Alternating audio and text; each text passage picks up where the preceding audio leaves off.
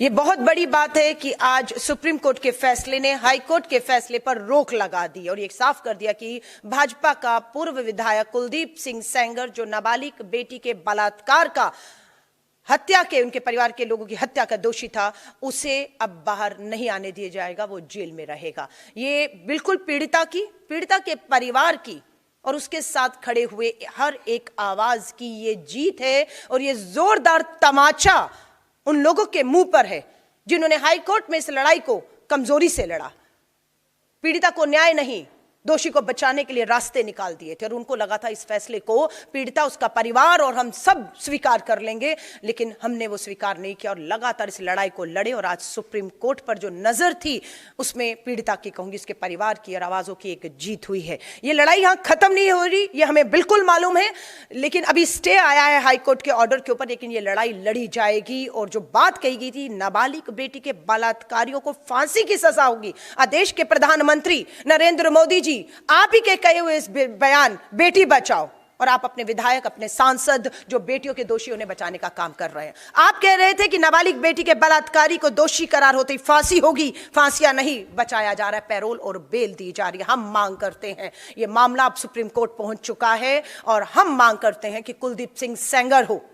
अंकिता भंडारी के दोषी हो, हाथरस की बेटी के दोषी हो, बिल्किस बानो के दोषियों को तो आपकी सरकार, गुजरात की सरकार ने रिहा कर दिया था और फिर सुप्रीम कोर्ट ने उन्हें वापस जेल में ठूसने का काम किया। बेनकाब हुई है आप और आपकी सरकार, प्रधानमंत्री जी। ये हमारी जीत है, पीड़िता की जीत है, हर आवाज की जीत है और उस लड़ाई को हम पूरी तरह से लड़ेंगे। अभी अंकिता भंडारी के माँ बाप से भी हम संपर्क में हैं, उनकी भी नजर हाईकोर्ट के इस फैसले पर थी।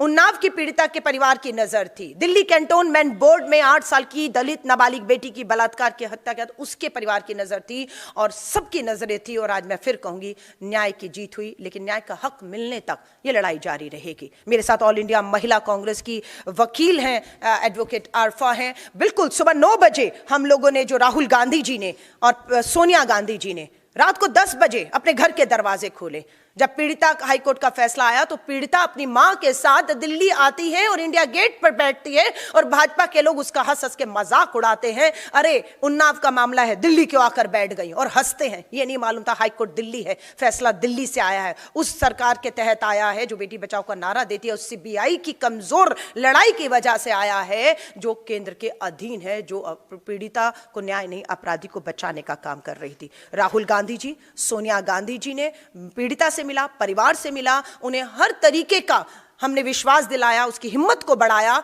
कि हम इस लड़ाई में हर तरीके से, कानूनी तौर पर हो, आर्थिक तौर पर हो, उसे सुरक्षा, नौकरी, घर, अगर ये सरकार फेल होती है, केंद्र की भाजपा सरकार फेल होती है, तो भारतीय राष्ट्रीय कांग्रेस पूरी तरह से उस पीड़िता और उस जैसी अनेकों पीड़िता और उनके परिवार के साथ न्याय का हक मिलने तक खड़ी रहेंगी। तो हम लोगों ने आज इस लड़ाई को,